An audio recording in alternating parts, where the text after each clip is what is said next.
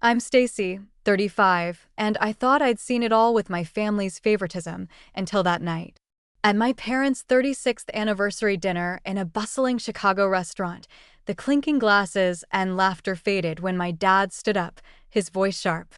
"We wish your sister was our only child," he said, his eyes locked on me. The room went silent. My sister smirked, her smug grin cutting deeper than the words. Everyone, cousins, aunts, uncles, stared. I felt the heat rise in my chest, but I didn't cry. I didn't yell. I just burned inside, knowing this was the final straw. For years, I'd poured my heart and money into their failing business, only to be their punching bag. That night, something snapped. I wasn't going to take it anymore.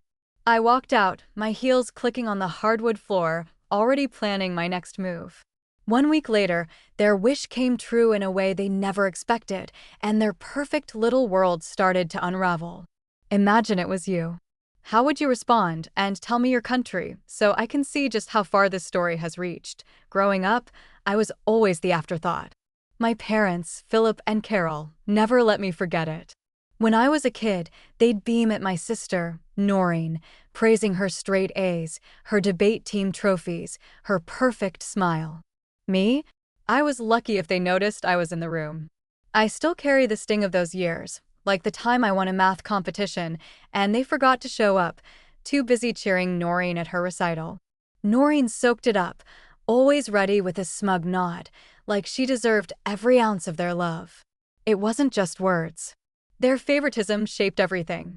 Family dinners revolved around Noreen's stories, her latest promotion, her big plans. If I spoke, Mom would cut me off, saying, "Let's hear from your sister." Dad would nod, eyes fixed on her. I learned to stay quiet, swallowing the hurt. But it wasn't just at home. They'd parade Noreen at family gatherings while I trailed behind, invisible. Once, at a cousin's wedding, they spent the whole night boasting about Noreen's new job at a retail chain, never mentioning I'd just landed a role as a financial manager. The real kicker? Their business.my parents owned a small retail store in Chicago, selling clothes and accessories. It was their pride and joy, but it was always on the brink. Bad decisions, late bills, you name it. I bailed them out, not just once, but every month. $500 from my savings, wired without fail, plus hours of free financial advice to keep the place afloat. I'd crunch numbers, negotiate with suppliers, even streamline their inventory system. Did they thank me? No. They'd call Noreen to gush about how her marketing ideas saved the day, even though her suggestions were vague at best. A new sign here, a discount there, my work, barely a nod. I wasn't naive.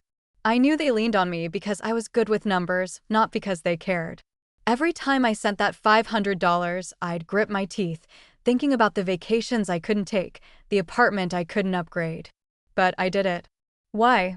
Duty. Family. That stubborn hope that one day they'd see me. I'd sit in my office late at night, reviewing their books, catching errors that would have cost them thousands. Meanwhile, they'd be at Noreen's house, fawning over her latest pitch for a store rebrand that never materialized. It wasn't just the money, it was the dismissal. Once, I spent weeks fixing a tax issue for their store. The day I told them it was sorted, Mom said, "Oh good. By the way, Noreen's planning a big sale next month." No thank you, no acknowledgement. Dad just grunted, already dialing Noreen to discuss her vision. I stood there, papers in hand, feeling like a ghost. Another time, I suggested a new accounting software to save them hours. They ignored it until Noreen mentioned the same idea months later. Suddenly, it was brilliant. Noreen wasn't innocent in this. She'd lean into their praise, tossing me a pitying look, like I was some charity case. Once, when I was 20, she joked at a family barbecue that I was lucky to be the backup kid. Mom laughed. Dad didn't correct her. That memory stuck, a knife twisting every time they put her on a pedestal. Yet, I kept helping month after month, wiring money, tweaking budgets, because I thought that's what family did. Looking back, I see it clearly. They used me, not just my money, but my skills, my time. I was their safety net, the one they relied on but never respected. Every check I sent, every late-night call about their finances, was me chasing their approval. but approval never came. They'd take my help, then turn around and sing Noreen's praises, as if she was the one keeping their store alive. I'd lie awake, staring at the ceiling, wondering why I kept trying. Duty? Guilt? Maybe a flicker of hope they'd change. That hope died the night of their anniversary. I'd spent years being their afterthought, but I wasn't going to stay that way. The restaurant buzzed with laughter until it didn't. I sat at the long table, surrounded by cousins, aunts, and uncles, all dressed up for my parents' 36th anniversary. The clinking of wine glasses and chatter filled the air, but the spotlight was on Noreen. A cousin leaned forward, grinning. "Noreen, I heard you're killing it in retail. Regional manager already." She nodded, her smile polished, basking in the praise. Another relative chimed in. "Your store's displays are amazing. You've got a real gift." I shifted in my seat, picking at my pasta, used to this routine. Mom beamed, her voice loud. She's always had a knack for business. Dad nodded, his chest puffed out, like Noreen was their greatest achievement. I listened, silent, as the table showered her with compliments, her latest promotion, her innovative marketing campaigns, her charm with customers. It went on and on. Nobody mentioned my work, not once. I'd been managing finances for years, saving companies from collapse. But here I was, invisible again. Still, I thought, maybe, just maybe, I could contribute something tonight. I cleared my throat, waiting for a pause. "I've been looking at the family store's numbers," I said, keeping my tone steady. "You're losing money on overstock. If you adjust the inventory system and cut some suppliers, you could save thousands a year." I leaned forward, ready to explain the plan I'd spent weeks sketching out, a streamlined approach to boost their profits.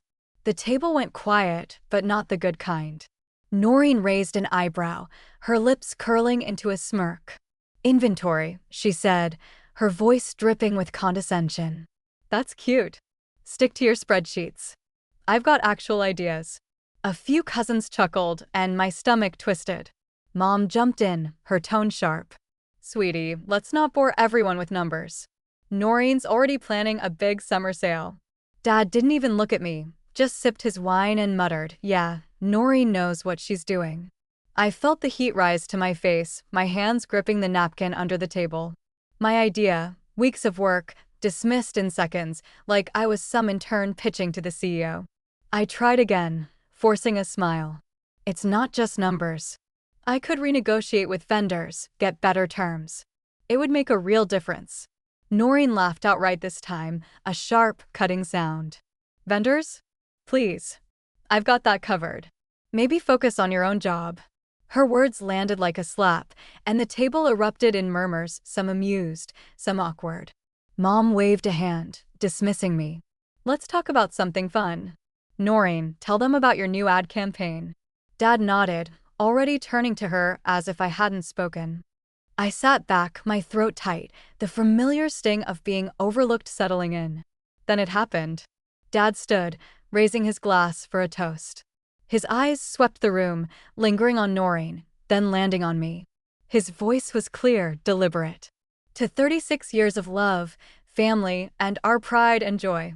Honestly, we wish Noreen was our only child." The words hit like a punch, sucking the air out of the room. Forks stopped clinking. A cousin gasped. Noreen didn't flinch. She smirked, her eyes locked on mine, daring me to react. Mom didn't correct him. She just sipped her wine, her face calm, like it was nothing. The silence stretched, every pair of eyes on me, waiting for tears or an outburst. I didn't give them that. My heart pounded, but I kept my face steady, my jaw set. Inside, I was unraveling, the years of being pushed aside crashing down. I'd spent my life trying to earn their respect, pouring my skills into their failing store, only to be erased in front of everyone. Noreen's smirk was the final straw, a silent taunt that I'd never be enough. I pushed my chair back, the scrape loud in the quiet room. "Enjoy your night," I said, my voice low but firm.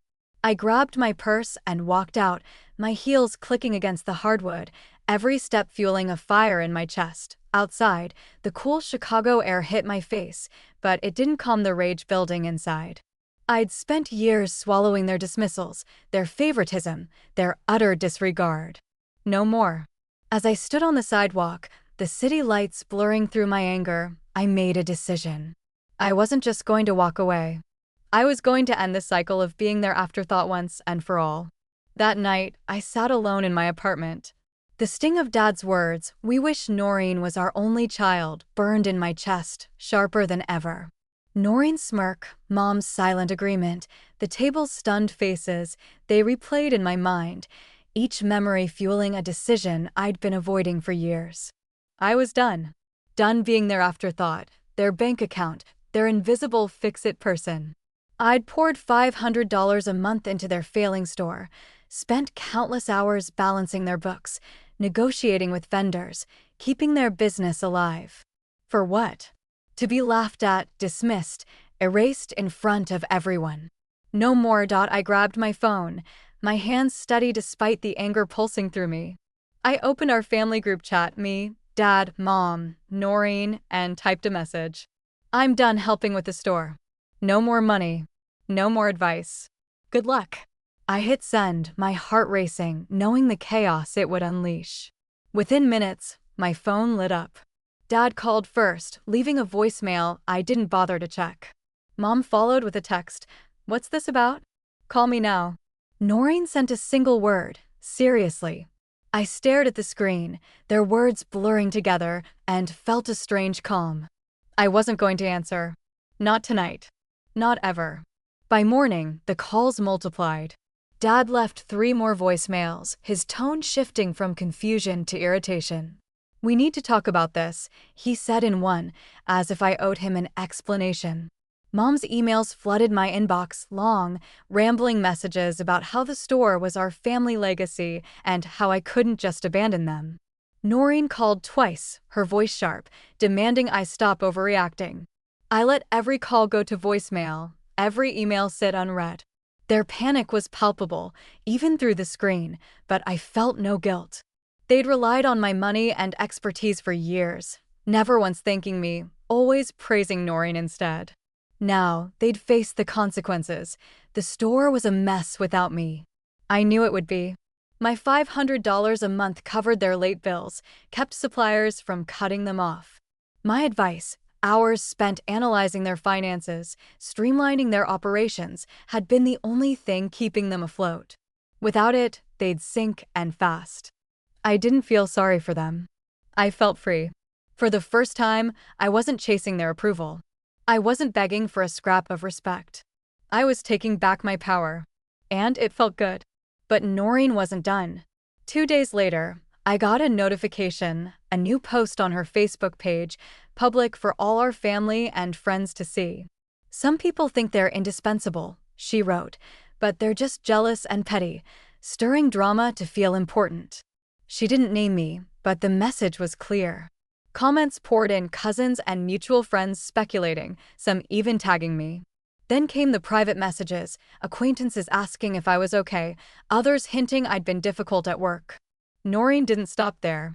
She posted again, this time about my failed relationships, claiming I was too focused on my career to keep a boyfriend. Lies, all of it. But the damage was done. My phone buzzed with notifications, each one a jab at my reputation, my job, my life. I scrolled through her posts, my jaw tight. Noreen had always been smug, but this was a new low. She was trying to paint me as the villain, the unstable one, to deflect from their crumbling store. I could have fired back, could have aired their dirty laundry, how they'd begged for my help, how Noreen's brilliant ideas never worked. But I didn't. Responding would mean playing her game. And I was done with that. I blocked her on Facebook, muted her number, and ignored the growing pile of emails from Mom and Dad. Their desperation was their problem now, not mine. The pressure didn't let up. Dad called from a different number, leaving a message that started soft but turned sharp. "You're hurting the family," he said, as if I was the one who'd humiliated them. Mom's next email was a guilt trip, claiming I was tearing us apart over a misunderstanding. Noreen sent a text, all caps, "You can't just walk away like this." I deleted it without replying. Their words didn't sway me. They only confirmed what I already knew. They didn't care about me. They cared about what I could do for them, the store, their image, their comfort. That's what mattered. I was just a means to an end. Each ignored call, each unread message felt like a small victory. I wasn't going to let them pull me back into their cycle of dismissal and dependence. Noreen's posts kept coming, vague jabs about ungrateful people or family betrayals. They stung, but not enough to break me. My colleagues started asking questions, nudged by her lies, but I brushed them off, focusing on my work. I was good at my job, better than Noreen ever was at hers, and I wasn't going to let her smear drag me down. Sitting at my desk, I thought about the store, how it would crumble without my help, how they'd scramble to fix what I'd held together for years. I didn't feel pity. I felt resolve. They'd pushed me too far.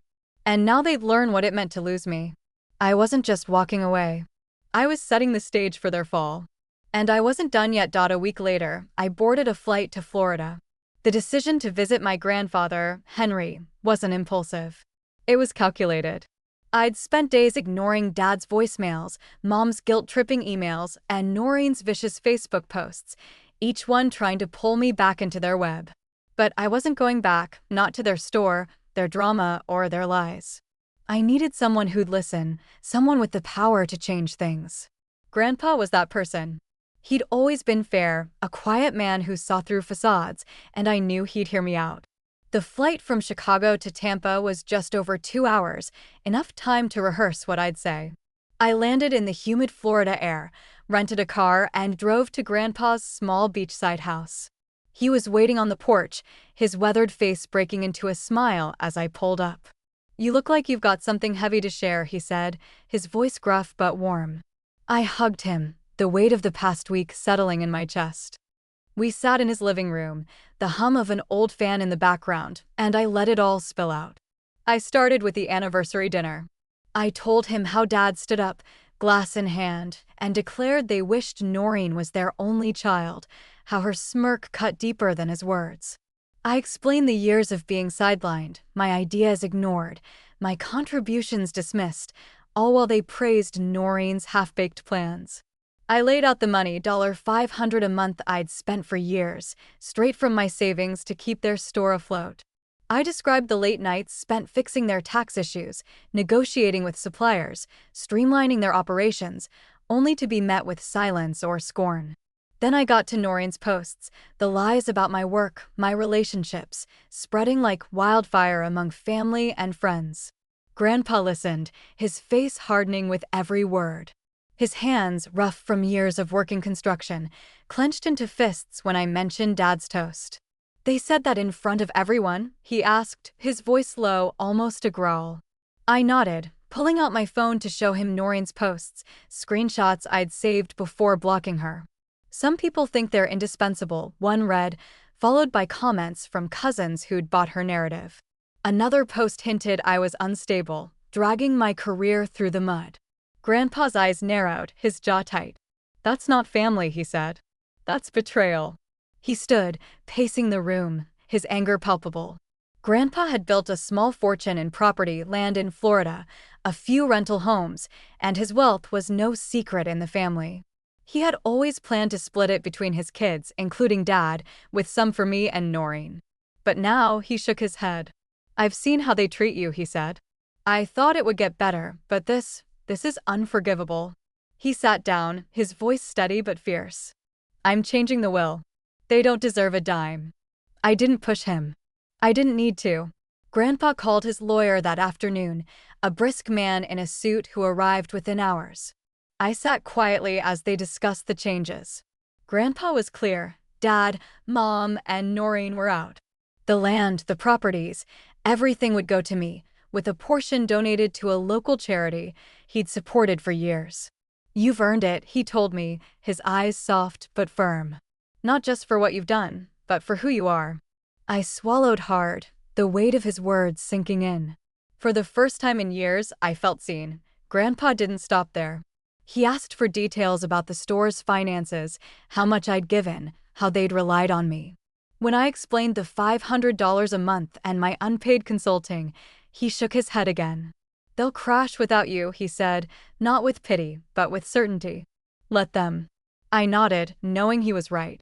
The store was already on shaky ground, and without my help, they'd face the tax penalties and supplier debts I'd been holding at bay.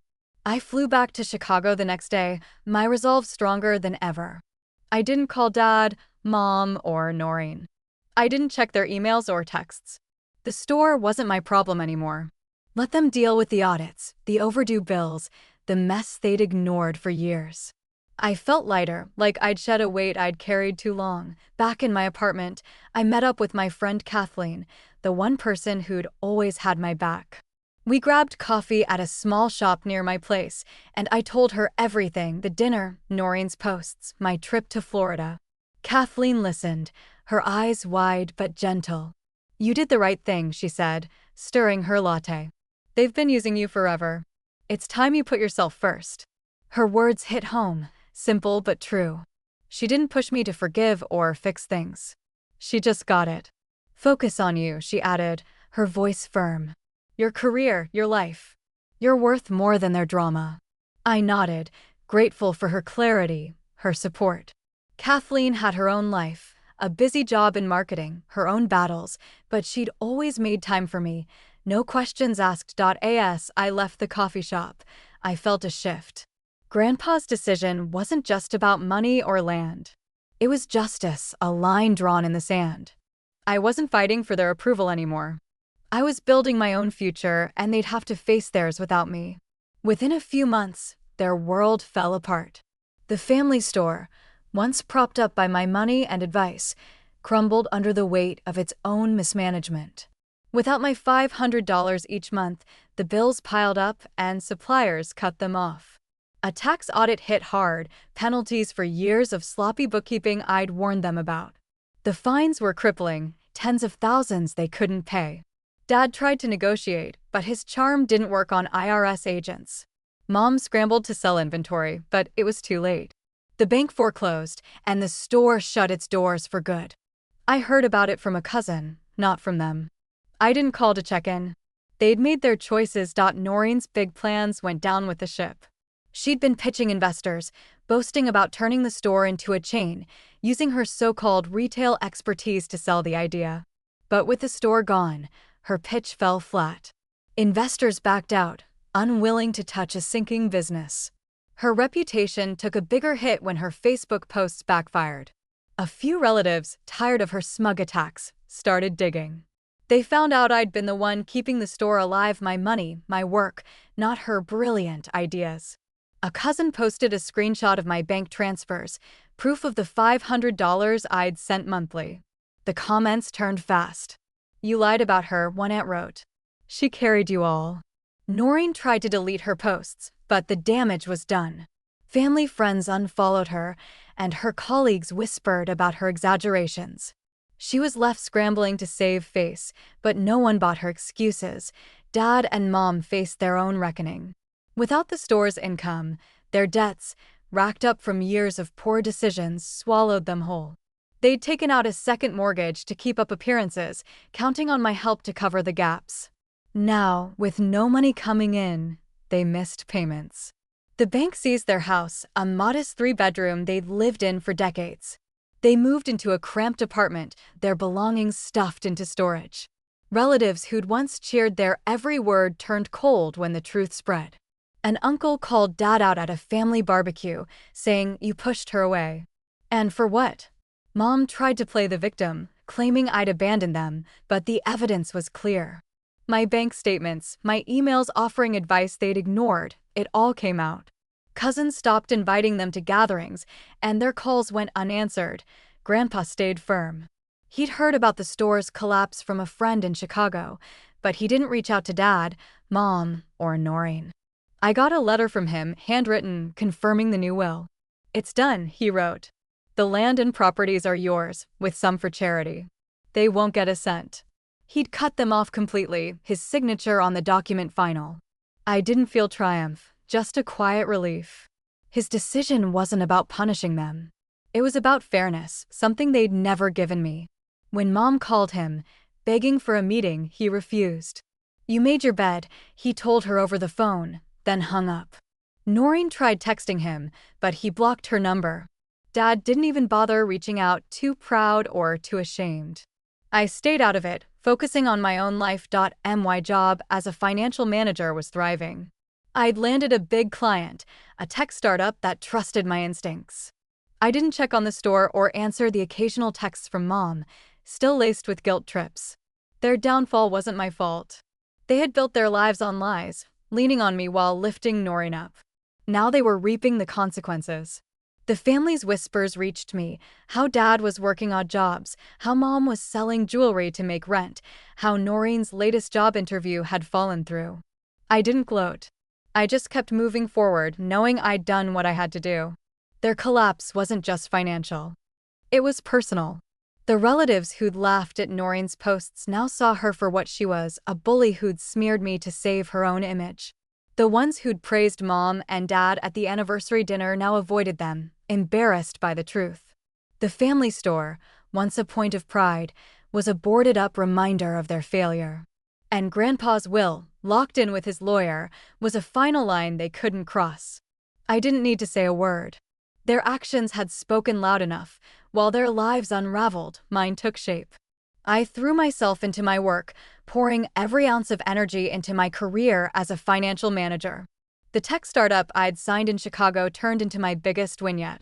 After months of late nights and sharp negotiations, I closed a multi-million-dollar contract to manage their finances, streamlining their budget and saving them from a risky expansion.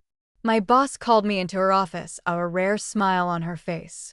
"You're going places," she said, hinting at a promotion to senior manager. The raise that came with it wasn't just money. It was proof I didn't need my family's approval to succeed.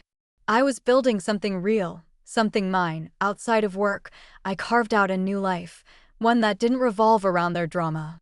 Kathleen became my rock, always there with a quick text or a coffee date to keep me grounded. We'd meet up at our favorite diner, splitting pancakes and laughing about her latest marketing campaign or my awkward client meetings. Her support wasn't loud or flashy. It was steady, the kind that made me feel I wasn't alone. Then there was my boyfriend, Brian, a structural engineer I'd met at a networking event. He was different from anyone I'd dated, quietly confident, with a dry sense of humor that caught me off guard. Our first date was at a small jazz club where he admitted he'd only come to the event to avoid another night of grading blueprints. By our third date, we were planning weekend hikes, talking about everything from bridge designs to my dreams of starting my own consulting firm. Brian didn't know the full story of my family at first, but I opened up over time. I told him about the anniversary dinner, the years of being pushed aside, the way Noreen's lies spread online. He listened, his hand steady on mine, and didn't try to fix it with empty advice. "You're stronger than they'll ever know," he said once, his voice low but certain. It wasn't just words. It was the kind of belief I'd never gotten from Dad, Mom, or Noreen. With Kathleen and Brian, I built a circle that felt like home, not a battlefield. I didn't reach out to my parents or Noreen, and they didn't try to contact me either. A cousin mentioned they were struggling, Dad picking up shifts at a warehouse, Mom selling crafts online, Noreen bouncing between retail jobs. I didn't feel sorry for them. They'd had years to treat me like family, to value what I brought to the table. But they chose to lift Noreen up and tear me down. Their silence now was just another choice, one I was done letting hurt me. Grandpa sent me a postcard from Florida, a short note saying he was proud of me. It was enough. I didn't need their apologies or their excuses. I needed people who saw me for who I was. The lesson hit me hard, but it was clear. Cherish the people who truly love you, not the ones who use you. For years, I'd chased my family's respect, thinking if I gave enough money, time, effort, they'd see my worth. But they didn't. They took, and they gave nothing back. Kathleen, Brian, Grandpa, they were the ones who mattered, the ones who showed up without strings attached. That truth changed how I moved through the world. I stopped seeking validation from people who'd never give it and started investing in those who did.